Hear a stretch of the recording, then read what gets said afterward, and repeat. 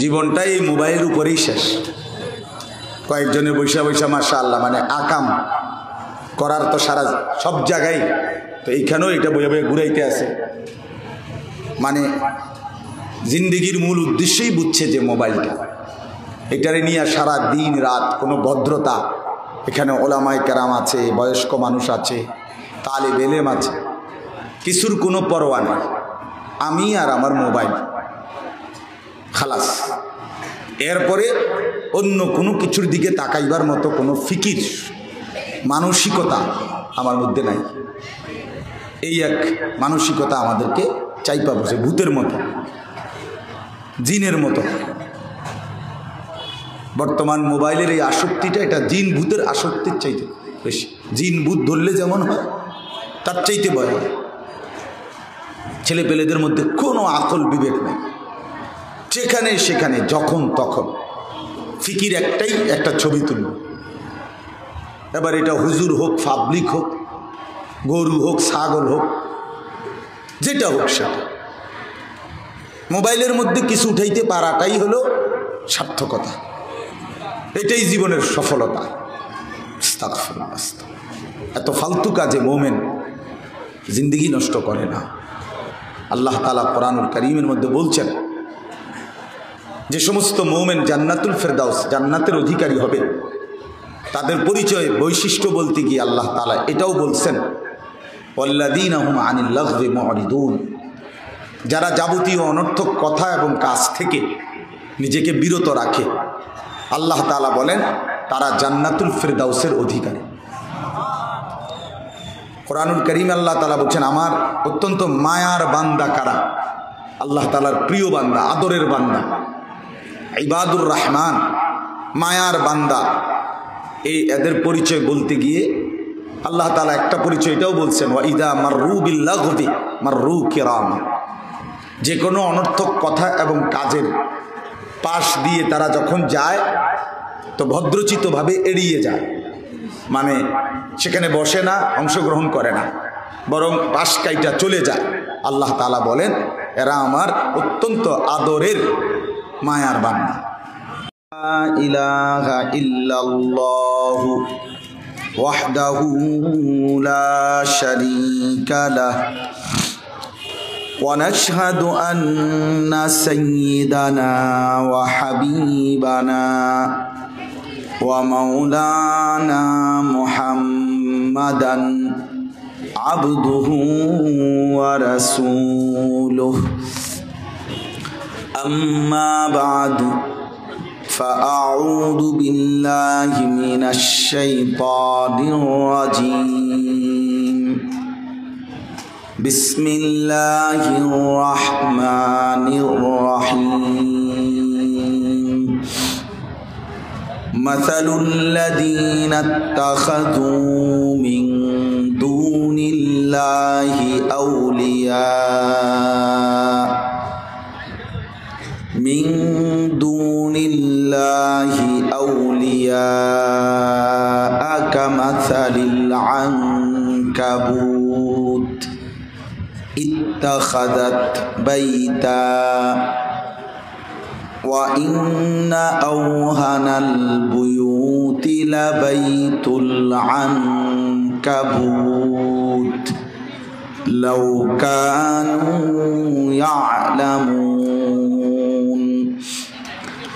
إن الله يعلم ما يدعون من دونه من شيء وهو العزيز الحكيم.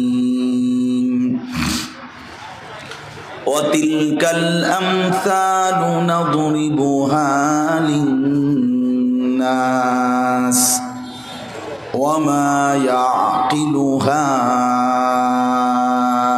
إلا العالمون. صدق الله مولانا العظيم. وقال نبينا صلى الله عليه وسلم قل آمنت بالله ثم استقم اللهم صل على محمد وعلى آل محمد كما صليت على إبراهيم وعلى آل إبراهيم إنك حميد مجيد اللهم بارك على محمد وعلى آل محمد كما باركت على إبراهيم وعلى آل إبراهيم إنك حميد مجيد سبحانك لا علم لنا إلا ما علمتنا إنك أنت العليم الحكيم الحمد لله আল্লাহ পাক রব্বুল ইজ্জত জুল জালাল ওয়াল ইকরামের ফজল করম রব্বুল আলামিনের অপরিসীম ইহসান মেহেরবানি দয়া আল্লাহ তাআলা আমাদেরকে আজ 20 অক্টোবর 2024 রোজ রবিবার সিলেট উপশহর দারুত তাহফিজ ও তালিম মাদ্রাসার উদ্যোগে আজকের বার্ষিক ওয়াজ মাহফিলে আল্লাহ তাআলা আমাদেরকে আসবার বসবার আল্লাহর জন্যই জমা হওয়ার তৌফিক দান করেছেন। এজন্য আমরা সকলেই বলি আলহামদুলিল্লাহ। হযরত এতক্ষণ পর্যন্ত গুরুত্বপূর্ণ নসিহত করেছেন, দোয়া করেছেন, আমরা সকলেই শুনেছেন। আল্লাহ তাআলা হযরতের কথাগুলোর উপরে আমাদেরকে আমল করার তৌফিক দান করেন। কিছুক্ষণের মধ্যে ইনশাআল্লাহ আমাদের পরম শ্রদ্ধেয় শায়েখ আরিফ বিল্লাহ হাকিমুন নফস আল্লামা মুফতি মুশতাকুর নবী কাসিমি হুজুর বয়ান করার জন্য ইনশাআল্লাহ আসবেন। মাঝখানে অল্প একটু সময়, একদমই অল্প একটু সময় আমি আপনাদের সামনে পবিত্র কোরআনুল কারীমের 20 নম্বর পারা, কোরআনুল কারীমের 29 নম্বর সূরা, এই সূরাটির নাম হলো আনকাবুত। আনকাবুত শব্দের অর্থ হচ্ছে মাকড়সা, একটি ছোট্ট প্রাণী যেটা আমরা সবাই চিনি বিভিন্ন বাসাটার সাথে, যেগুলা জালের মতো যে ঘর করে, ছোট ছোট ঘর, এই মাকড়সা। এই সূরার অর্থ মাকড়সা, আনকাবুত। এই সূরার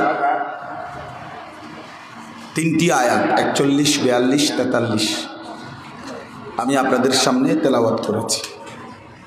এই অল্পটুকু সময়ে ইনশাআল্লাহ এই আয়াতগুলোর তরজমা আমরা আপনাদের কাছে শোনাইতে চাই। আল্লাহ তাআলা আমাদেরকে তৌফিক দান করেন।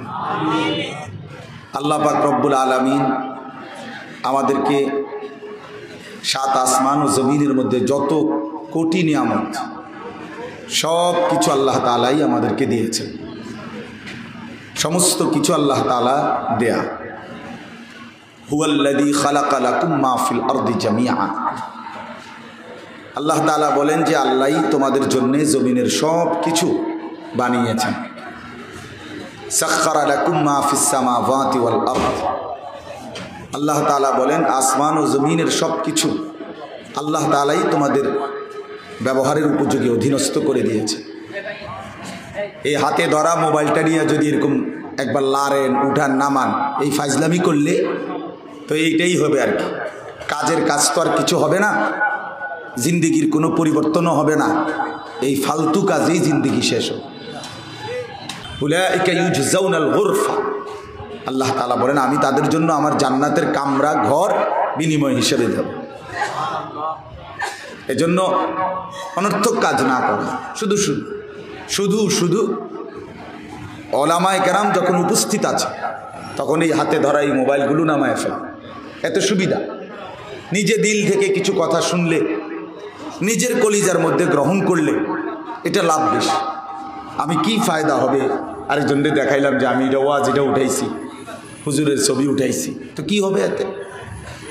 কি হবে, কার কি দেখা কে কি করে, শুধু শুধু ছেলে পেলেদের, নওজোয়ান কিশোর তরুণদের এই এক মানসিকতা। যখন যেখানে দাঁড়াবে সারাক্ষণ একটাই নেশা, ছবি তুলবে।